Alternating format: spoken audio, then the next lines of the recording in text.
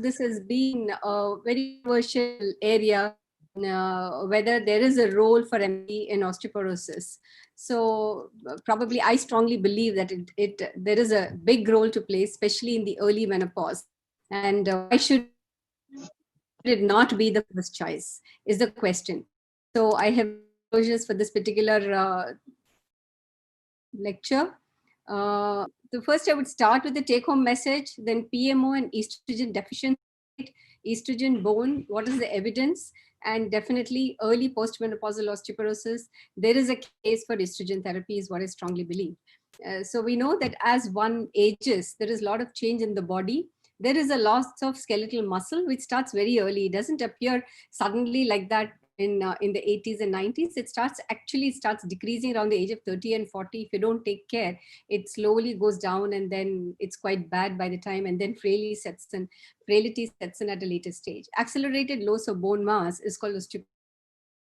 Now this is a new terminology called osteoporotic obesity, sarcopenic and osteoporotic obesity, where the fat actually percolates into the muscle cells, and then that is where the function is distorted, and also the fat gets into the osteoid. That is where the endocrine problems also start over there. So obesity is also a problem because the shift of the adipose tissue, loss of cartilage, leads to osteoarthritis. So these are the major changes which come as one ages in the skeletal-muscular area. So today the interest would be only on osteoporosis, but this is one important slide. And I would like to, talk about this slide a little bit because this is very interesting. Let's start from the area which is showing the muscle. Now, if you really go into the depth of this, yeah, so earlier it was all the time we were thinking about bone, but now we know that it's muscle very important. So this particular graph which I have put on the left side and which says muscle, and the orange bars which you see is the chair stands. So the hazard ratio, the relation, the risk factors which are there increases. The risk increases if a person is unable to sit and get up from the chair very easily, indicating that there is a chances of frailty, and that also predisposes to your fracture. Then bone, I'm not going to talk about because all of us know that bone mass decreases with age, and then as the bone mass decreases, the risk of fracture increases. Obesity, the fat also plays an important role. Now here, when you are talking about the fat, the orange bars, there is the fractures of the hip, the fractures of the pelvis, and the fractures of the small bones. So probably the fat always is protective for the pelvis and the hip, but not for the spine and not for the smaller bones. So this is what is coming up. Now frailty is because of not just the bone mass, like we said, it is the fall. In an older woman, this is how an older woman falls, the one which is in the center, and the woman just collapses because there's no protective muscular muscle which is helping her to help herself, and she just collapses there like that, and the hip fractures are more common. Whereas in the younger age group, a similar fall, you try to protect yourself with your hands, the muscle strength is good, the coordination is good, the balance is good. So generally it starts off with the protective mechanism in a younger age group is far better than what would be in the older age group. So you sometimes, I'm sure all of you would have also come across some very old people. Now we are getting women at the age of 80s and 90s who say we just went to the toilet seat, and they get up and they have a fracture. So it's not very uncommon to see in the 90 plus with stories like that. So pathogenesis, all of us know that it is estrogen deficiency, which actually gives rise to postmenopausal bone loss. So, sensibility just says when there is a estrogen deficiency, just like a thyroid deficiency for a problem, we give thyroid when there is a bone loss at the early postmenopause. So sensibly, it means that when there is a deficiency, you just supplement it. So that is what my logic is when I think about postmenopausal osteoporosis, which is particularly related to estrogen deficiency. And this is one slide which I'm very, very fond of. And so the top one, which you see, is an ultrasound picture of a 65-year-old lady, which I had done on a very small machine, ultrasound machine, about 25 years ago. And I captured this picture. And I was quite surprised to see that circle of white calcifications. And, till today, I always wonder that as we age, and I really don't have an answer for it even today, that why the bones get weak and the calcium goes and gets deposited into places where it should not, like these arteries and vessels. So there is a shift of, there's a calcium shift. It moves from the place where it has to be and goes into a place where it should not be. So this is the take home message that I was talking about. This is an algorithm as to what should a clinician do when a woman enters into her clinic at menopause. Apart from the other aspects that we're looking into, when you're looking at bone health, you just do the risk assessment, and the risk assessment can be done by clinical and biochemical risk assessment factors. And FRAX sometimes can be lengthy, or you may not have the online facility. The very simple thing to do is the OSTA. The OSTA just involves the weight and the age. You just use these two parameters, and there is a lovely chart, and which is now available for all of us to use in the latest journal, in the Journal of Midlife Health, this issue, April-June issue. So you can just take that chart and put it in the clinic. Very, very simple. You just mark these two and you can assess it. It's almost like 90 to 95%, 90% accurate to pick up people who are at low risk, medium risk, or high risk. So once you're sure that these are, if they're in the low risk, then you just, don't have to really go for a DEXA unless there are some other major risk factors which are working and you feel that this particular lady needs a DEXA if she's less than 5 years post-menopause. And mind you, our guidelines for sending a woman for DEXA are very different from the international guidelines. For them, they start the screening only at 65. Earlier on, a woman was expected to live only up to the age of 65, and now we expect to 70.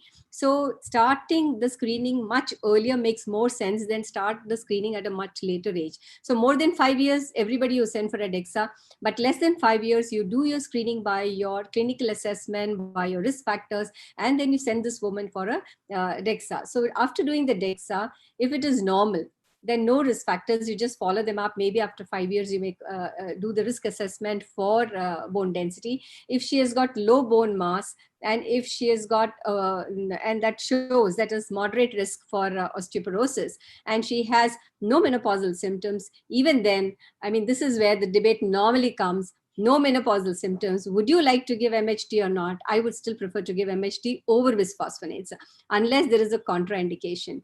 And tibolone is another option. If a woman has got some other problems like history of high risk for breast cancer, probably raloxifene would be a better choice. Major risk factors and two other risk factors, menopausal symptoms, of course, all the guidelines all over the world talk about MHT. And mind you, when you're talking about MHT in this group of patients, whenever we are saying MHT, there are the rules that we need to follow. That is the age and time since menopause, and all the other contraindications are ruled out. So the major things that we really need to look at is the age of the woman. They're less than 60 years and less than 10 years menopause. So these two are the criteria. No contraindications, MHT would be the first choice. When the osteoporosis risk is high, when we're talking about low bone mass. Low bone mass without any risk factors, and if she doesn't have any menopausal symptoms, lifestyle management can still be thought of without putting them on MHT. Osteoporosis, when it is high, no menopausal symptoms, then you can think of bisphosphonates, or you can even think of denosumab, teriparatide, MHT, and raloxifene. There are very few papers on combination therapies. Severe osteoporosis, high risk. If there are menopausal symptoms, then MHT, of course, would be the first choice in high risk of osteoporosis. Severe osteoporosis, that means very high risk for osteoporosis, which are generally unlikely, but that we don't see many women in this age group in the immediate post-menopause, but sometimes, yes, we do see. But then always think about also your calcium and vitamin D deficiencies whenever you're treating this woman. But first choice would be the bone forming agents, that is the teriparatide. Then second choice probably would be the denosumab, then the bisphosphonate. So here, their MHT doesn't really have a bigger role when it comes to severe osteoporosis. So this is in a nutshell as to how we are going to manage a woman with osteoporosis. But today, we're going to talk about the role of MHT amongst this gamut of medications that we have for osteoporosis. Estrogen progesterone therapy is used not only for prevention and treatment of osteoporosis in the early post-menopause, unless there is a contraindication, and it prevents all osteoporotic fractures even in low risk population. It increases the lumbar spine BMD up to 7.6% and femoral neck up to 4.5%, reduces the risks by about risk of fractures by about 33 to 40%, and that's really a good number. So the NAMS guideline, the International Menopause Society guidelines, all of them say the same thing, that it prevents bone loss in healthy postmenopausal women, and it is definitely dose related. This is what we found in the WHI study. With the POI, it definitely prevents bone loss in early premature menopause, and it effectively prevents osteoporosis, and all formulations are equally effective, is what is the NAMS position. So lifestyle is very important, is what the International Menopause Society has to pitch in for this.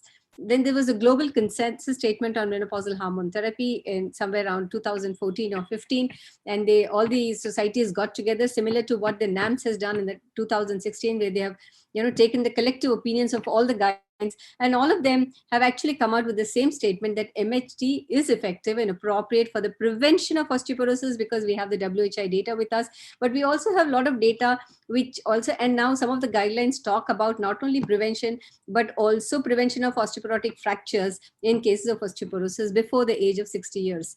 Now, PMO, how do we know that is an estrogen deficiency state? We have enough of data, and this is a very commonly used slide which shows, I wish I had the marker, but the one, I'm not going to talk about the one which is showing the resorption and resolution, but you just see on the right side how the peak bone mass goes up in between 25s and 55s, and then goes down slowly. The resorption, the yellow mark and the pink mark, actually goes to show you how the resorption and the formation occurs, and there's a reversal of this process as one ages.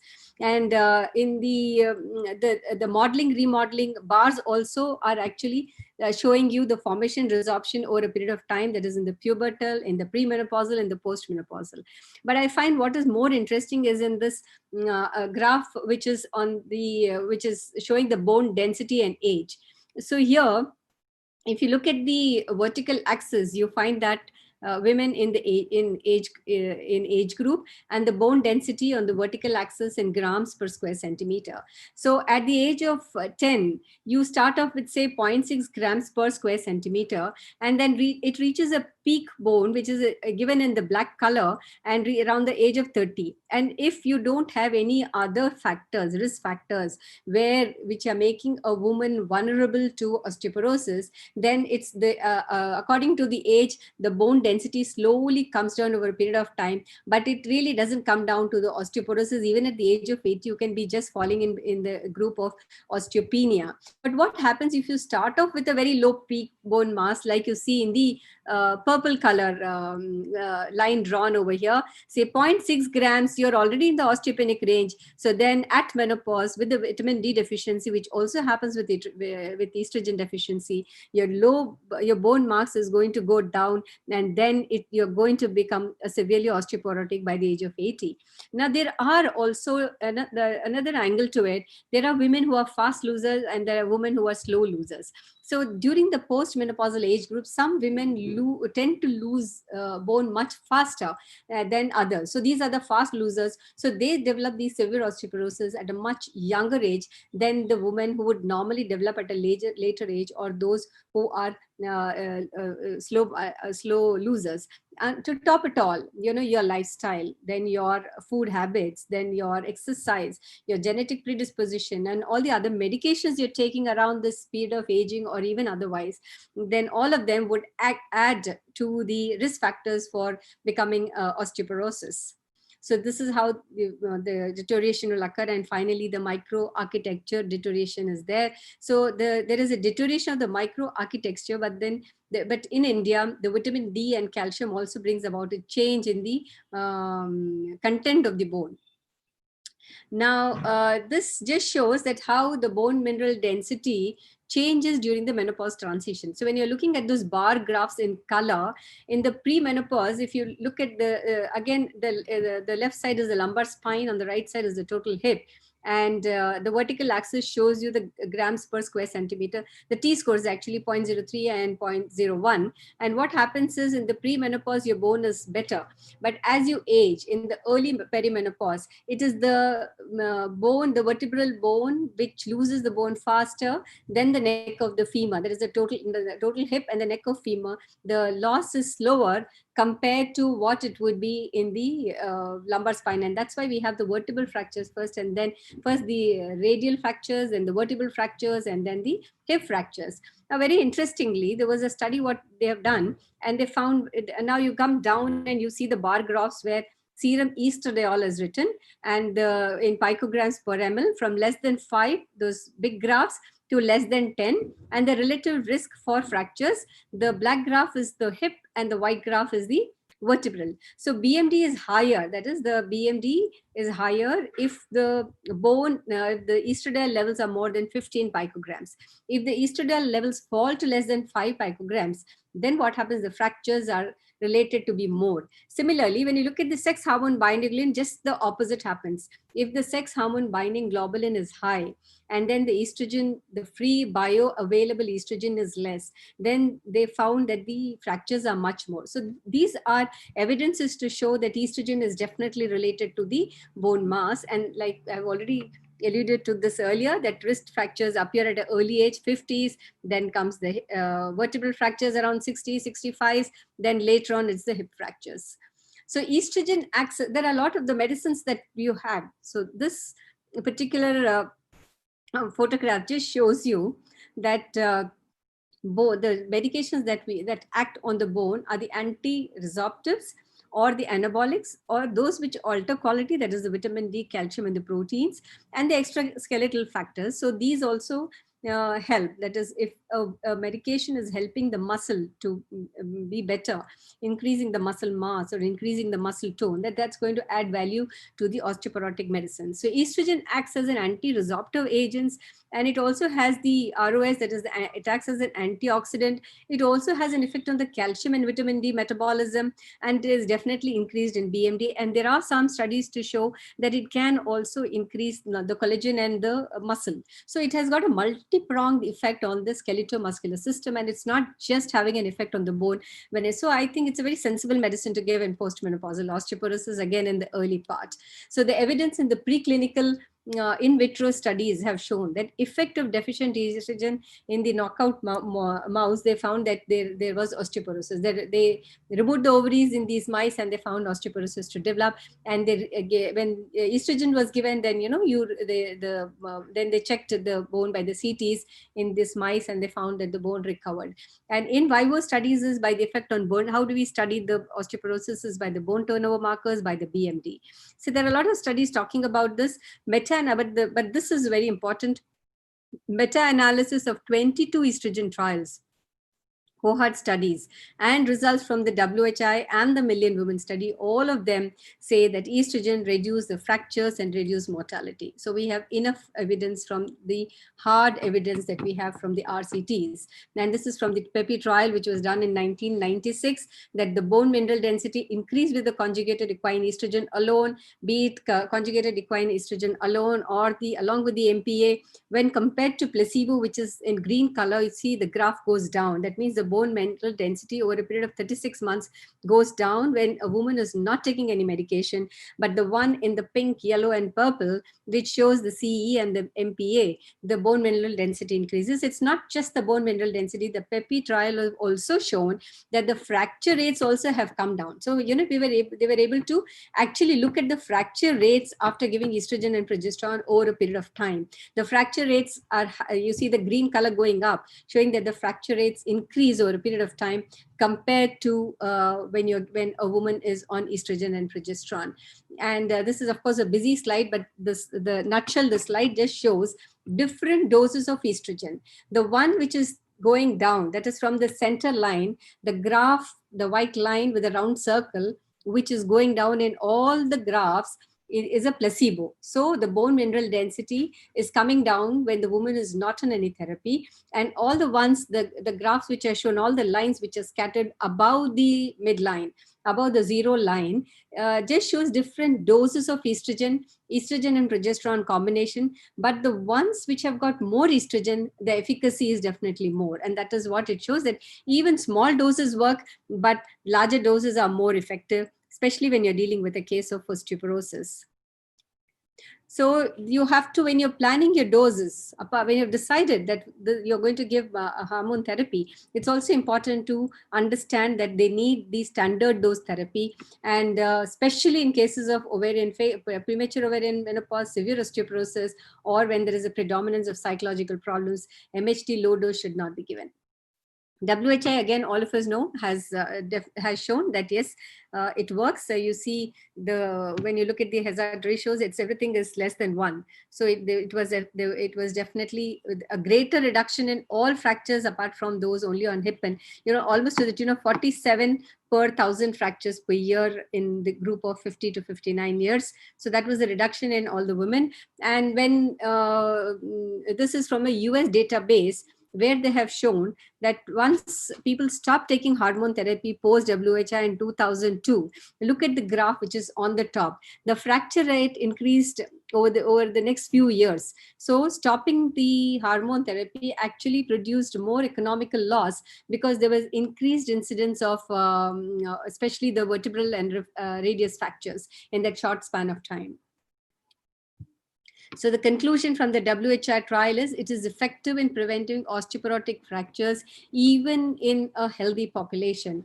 And it produces the greatest and most predictable effect, and it is dose dependent on bone mineral density.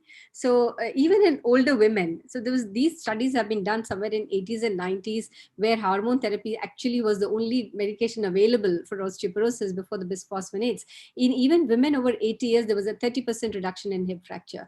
And when you start within 5 years, it is 54%. And this was seen in the osteoporotic study of osteoporotic fractures. And less than 50%, to an even greater tune, 50% reduction have started even late.